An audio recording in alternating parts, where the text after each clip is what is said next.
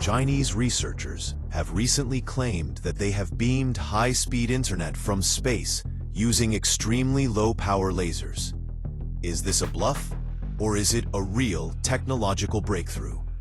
In this video, we dive deep and bring up the hidden parts of this news that are not mentioned in the headlines. According to the report, the experiment uses a satellite placed in geostationary orbit at an altitude of 36,705 kilometers. The satellite transmits data using a 2-watt infrared laser, reaching data speeds close to 1 gigabit per second. On the ground, the signal is captured by a 1.8-meter optical telescope, supported by 357 micromirrors and advanced atmospheric correction techniques. On paper, these numbers sound impressive. In perfectly clear skies, with stable atmospheric conditions, such a laser link can indeed function. The signal can be detected, corrected, and decoded successfully. But reality quickly intervenes. Over such an enormous distance, the laser beams spread significantly.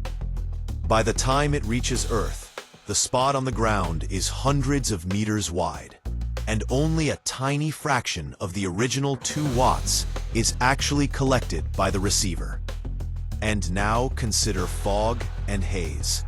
In light haze, where visibility is around 4 kilometers, the atmosphere can reduce the signal by more than 15 decibels over 10 kilometers, cutting the received power to less than 1/30th of its clear sky value.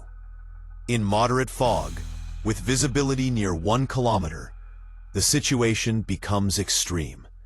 The signal can lose more than 20 to 30 decibels in just a few kilometers of air. That means the received power drops by a factor of 1,000 or more. In dense fog or heavy cloud, the loss becomes overwhelming. Measurements show that optical attenuation can exceed 100 decibels per kilometer. At this point, almost no usable laser energy reaches the receiver. The system does not degrade gradually. It collapses completely. This is the key limitation missing from the headlines. The technology does not work in all weather conditions. It works only when the atmosphere allows it.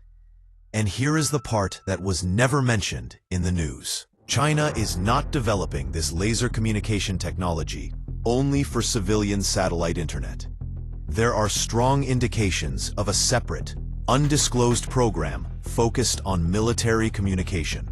In that context, satellites are likely targeting high-altitude military platforms, such as surveillance aircraft and command airplanes.